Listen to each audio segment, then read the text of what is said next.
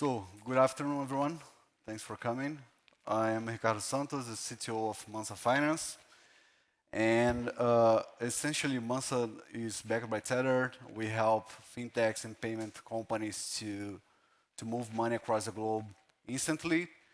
And today, I'm going to show you a short demo, a real use case, how we are using zkTLS. And I hope you enjoy it. So, let's move on. So before going through the specifics, let me go through the problem statement. Instant payment has a liquidity trap. So even though we are moving stable coins in and out, we need to do on-ramp, off-ramp, right? So, and when we do it, so you need to live with the bank rails and interact with them. But the biggest problem is liquidity. Essentially, in emerging markets, we don't have enough liquidity to do on-ramp, off-ramp. And we have many and several issues like capital controls, we have FX windows closed, we have regulatory issues, and money can't move at the speed of the internet, at the speed that we should like to have. But so we have $4 trillion trapped inside the bank system because those biggest companies that do remittance like MoneyGram, Wise, or Western Union, they need to have pre-fund accounts all across the globe in local currencies, and those they need to have these nosotros e vosotros accounts in every single country to fake it that the payment is instant. So then the time to settlement using SWIFT is T+1 or 2+5. Even though we are using stable coins, we still need to use the bank system, which is terrible, right? So the problem that we are solving here is how can we enable fintechs and payment companies to have instant liquidity. But in order to do that, we are lending USDT, but we need to have some proof that they need the assets, even incoming on the SWIFT network or on the balance sheet or in a bank account. So that's the why zkTLS is very important for us, because we need to prove without revealing any sensitive data that that specific company holds the money inside the bank accounts. So just for example, let's assume that there's a company that wants to send money from Lagos and interact with a payment company. They will send 100 USDT, then they will sell USDT to US dollars, right? So right now, the US dollars is trapped in a correspondent bank in the SWIFT network or in some US bank. So, but in the meanwhile, the same company needs to send money to Brazil. So first we have this mismatch window time. Eventually, Brazil is sleeping or the FX market is closed, and they need to have liquidity up front.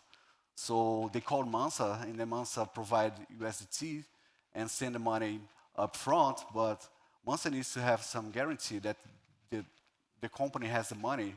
So that's why, and how zkTLS help us, because right now, how this company do right? They are sending PDFs, spreadsheets, screenshots, whatever.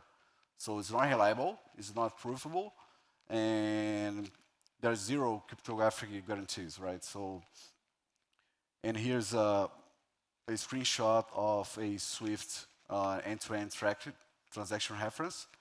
So, and why we need transparency? Because liquidity providers, they need to make sure that the money is being used in the terms, like it's a payment only.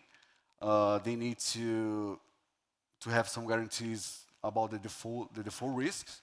So, And also, they need to make sure that the money is being used for this specific corridor or this specific flow that we are lending money, we are borrowing money from the liquidity provider and lending money for the payment company.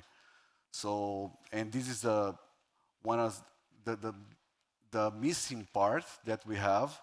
So how can we prove for the liquidity providers and the public in general that we can use this money as a collateral?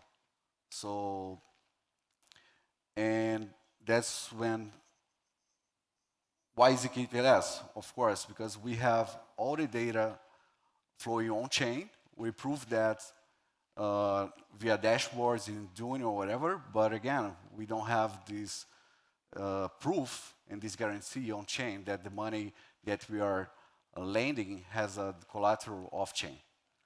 So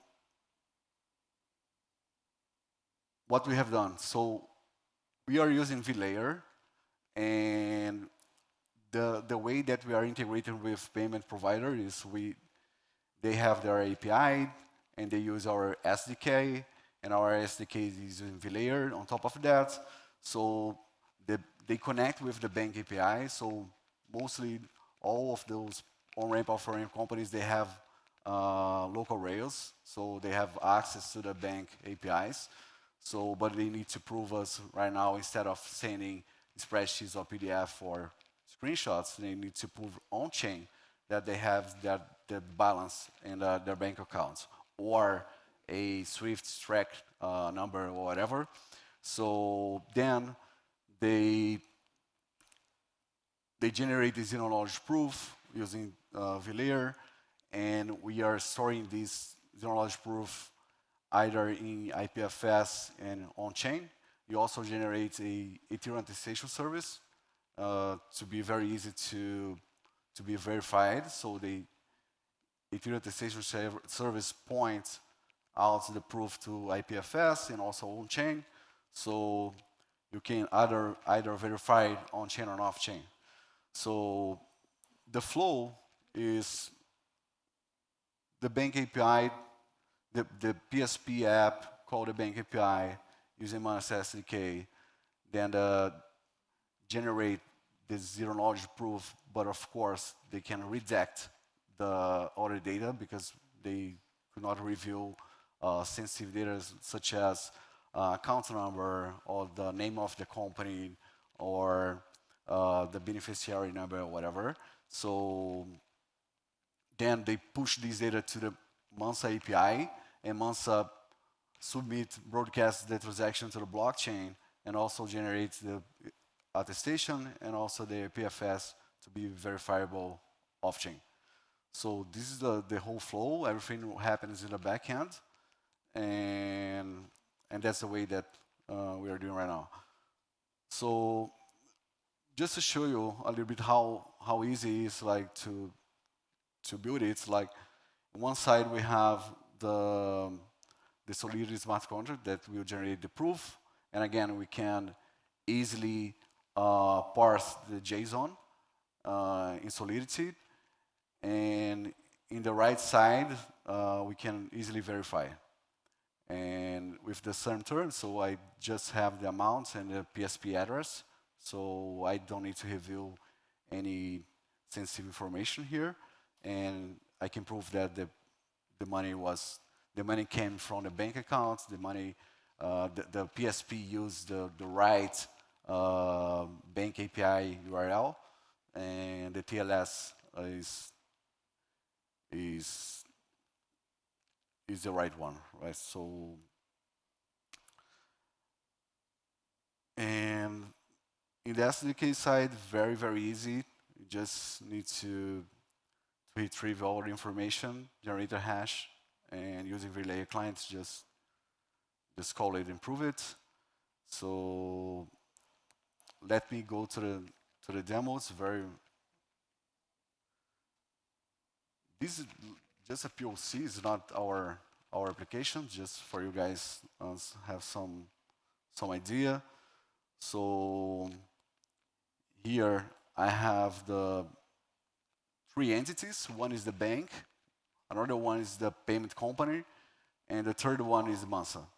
So the payment company needs to get access to the bank statement and prove to Mansa they have assets there.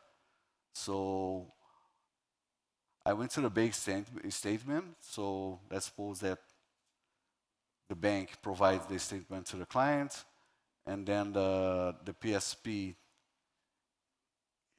he sees USDT, and we'll do the off ramp, and so they will sell USDT, they will get back US dollars and put this US dollar in the bank account.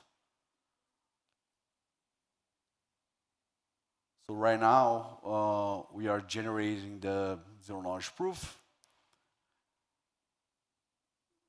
So from here you can see that we have the proof hash, we have the IPFS proof storage, the Ethereum Attestation Service pointing to the IPFS, and I can also prove this transaction on chain force.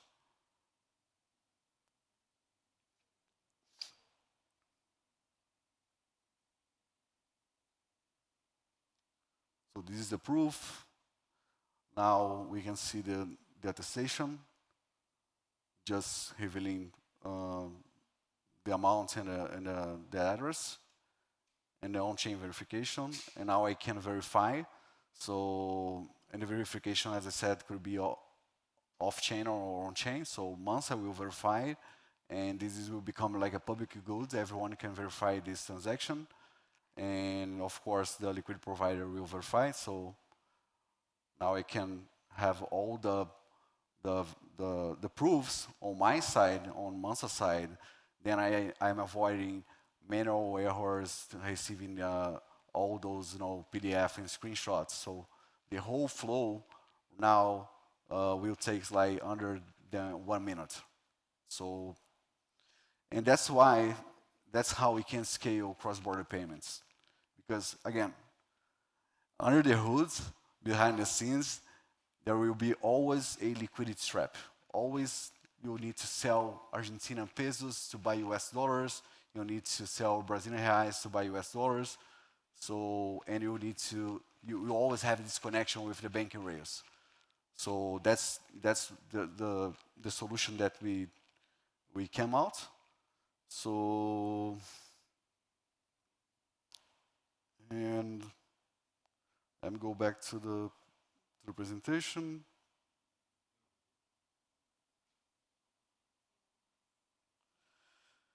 Yes, so, and that's it. 30 minutes. So guys, feel free to contact me after this presentation. I'll be around. Please, you can send me a message on X, on Telegram, and follow Mansa. Thank you.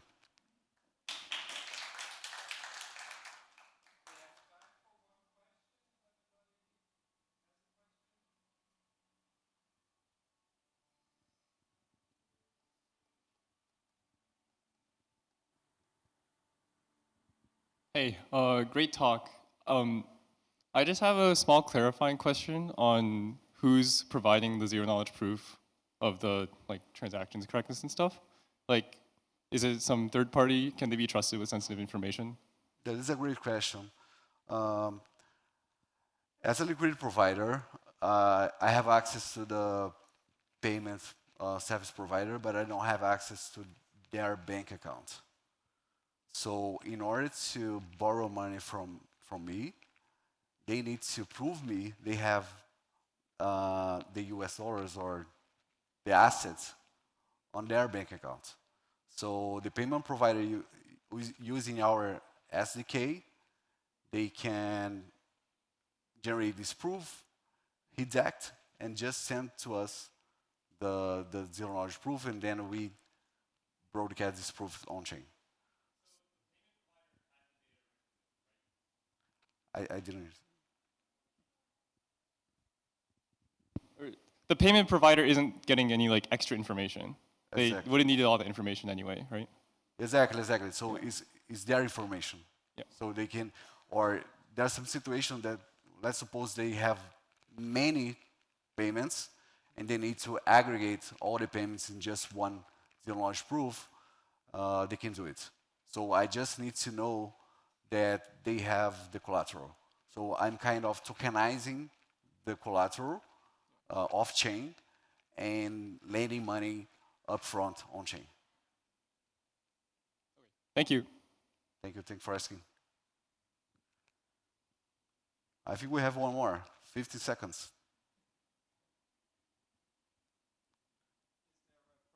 Issue? Is there a privacy challenges with publishing it to EAS? Actually, no, because you mean like for Ethereum attestation? Yep. Yes. No, because in Ethereum, I'm just attestating that we have the zero knowledge proof. Okay. So there's many levels of the attestation. We attest the company, we attest the transaction, we attest the repayment. So everything could be attested on chain. So. Okay, thank you so much. Okay. Coffee, your turn. So thank you. Bye bye.